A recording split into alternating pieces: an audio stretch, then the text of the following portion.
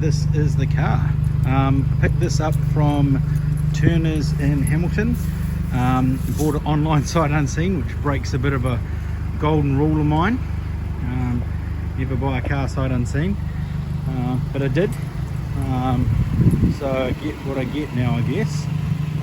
2006 Mazda Excella, Mazdaspeed 3. When I bought the car, there was a description on there saying that there was a blow-by issue, which I'm hoping is just going to be a PCV valve, and I'll chuck a catch can on there and we'll see what happens from there. But I'm going to test the compression on it anyway, find out exactly what is going on here. Body's in really good condition. A few little bumps and bruises here and there, but nothing too exciting. Dog seems to like it. So yeah, it's done 148,000 Ks, so pretty good Ks for one of these. And you know, if I can get this thing buttoned up, should be okay.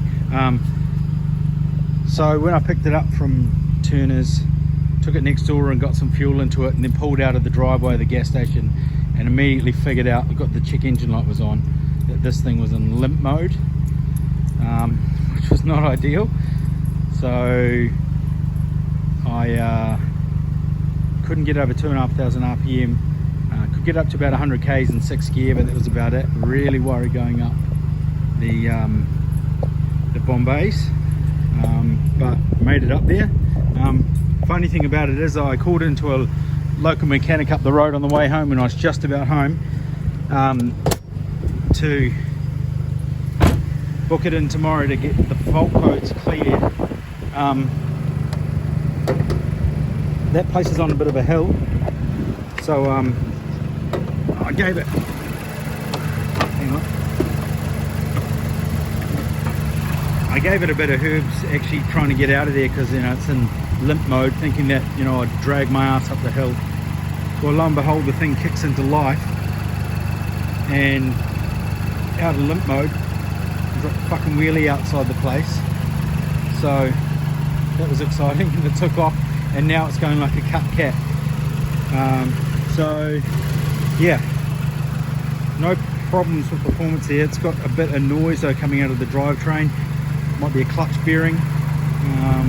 That checked out, and there's a bit of noise from the turbo as well.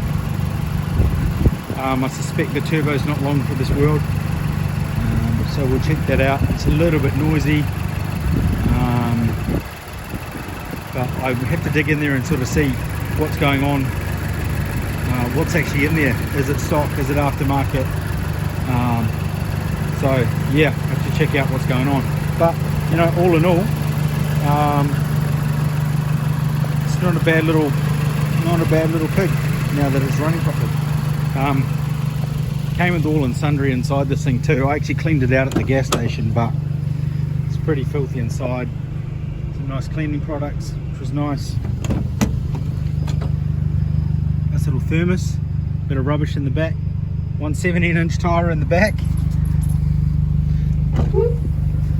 Another 17-inch tyre in the rear. This thing's on 18, so that's quite weird. And a bit of a fuel can there as well. I'll keep that fuel can, thank you very much. Don't know about this blankie. Blankie can probably go in the bin, I'd say. But I'll chuck these tyres on Trade Me. They look like, and I haven't had a look over them, the sidewalls and that, but they look like they're okay. But be good for some 17-inch skid tyres for someone. Should do the job. So yeah, next step here is I get this thing in the garage. I'll take it tomorrow first and get the fault codes cleared and find out what codes it's got, sort of see a where to from here.